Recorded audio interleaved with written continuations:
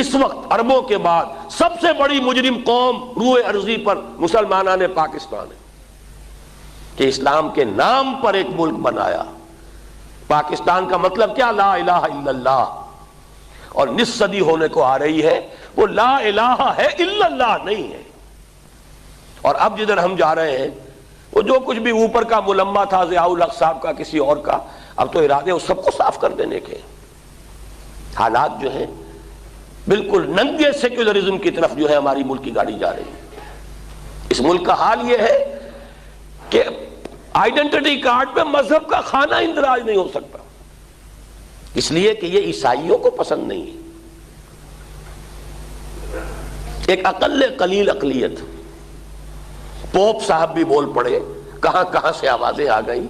اصل معاملہ تھا قادیانیوں کا، لیکن آگے آ کر دیوار بن کر کھڑے ہو گئے عیسائی۔